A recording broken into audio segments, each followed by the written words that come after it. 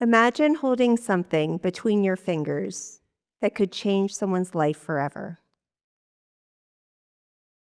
This is one of the very first scleral lenses, crafted in the late 1800s. It doesn't look like much, just a thick, rigid shell, but it was revolutionary. Instead of touching the sensitive, clear front window, a scleral lens vaults the cornea and rests on the white of the eye, holding space and creating a thin layer of fluid that smooths out every irregularity. For the right person, this lens doesn't just improve vision.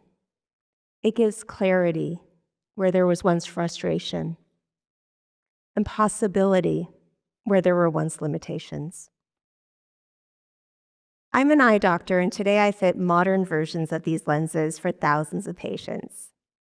Along the way, I've written books about them, taught doctors how to use them in practices, classrooms, and workshops around the world. I focus on the eyes that are often the most difficult to help. Eyes scarred by injury or surgery, distorted by conditions like keratoconus, or painfully dry, despite every treatment already tried. And when these lenses are the appropriate solution, the improvement can happen quickly. Sometimes in a single visit, sometimes in just minutes.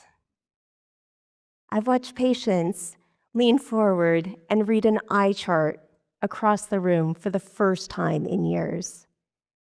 I've had people sit back, go completely silent, and then whisper, "I no longer have pain."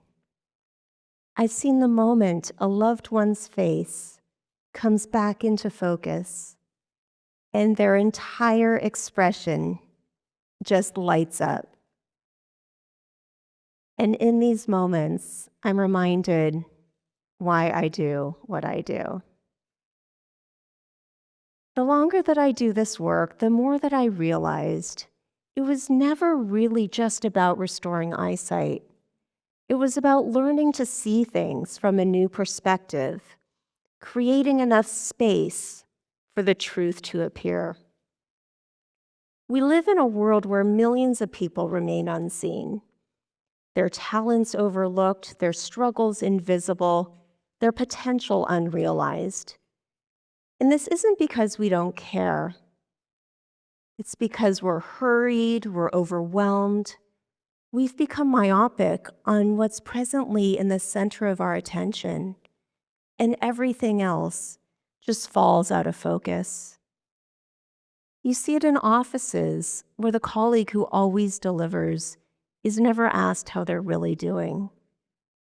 In classrooms where the student whose grades seem fine slowly drifts away. And even in our own families, where "I'm okay" becomes the answer we accept so we can keep moving. And nowhere is invisibility more consequential than in healthcare. Many live with undiagnosed or untreated eye conditions, not because their problems are rare, but because no one looked closely enough, long enough, or differently enough. They're told, "Everything looks fine," or "There's nothing more we can do."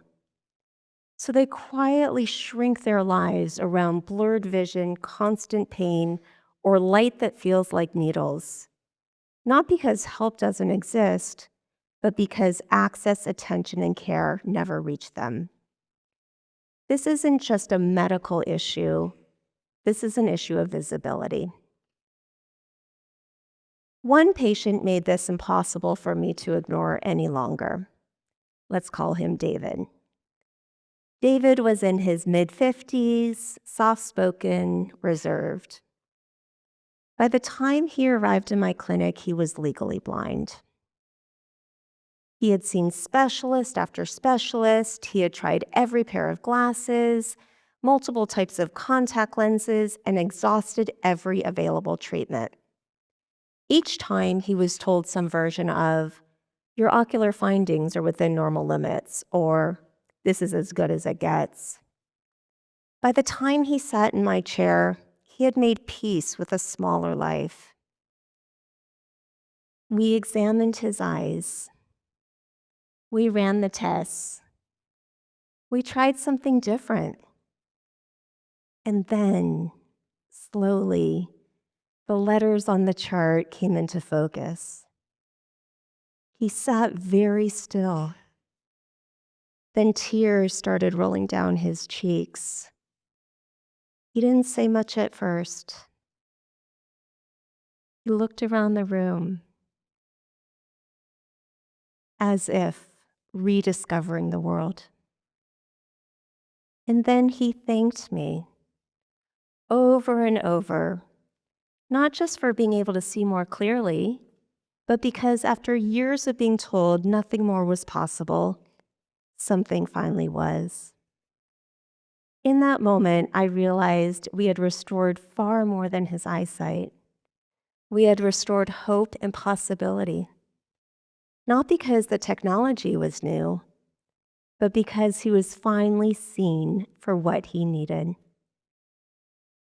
I see this even more clearly when I leave my own clinic on volunteer mission trips to places like the Philippines, Brazil, South Africa, and most recently, Nicaragua.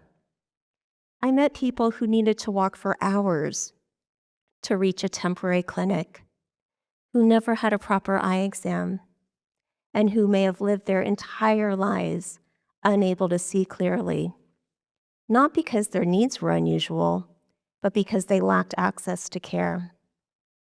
After 25 years of helping people see, I've learned that the lens we look through determines who becomes visible. And visibility is what gives people access to care, opportunity, and possibility. Here's my invitation to you.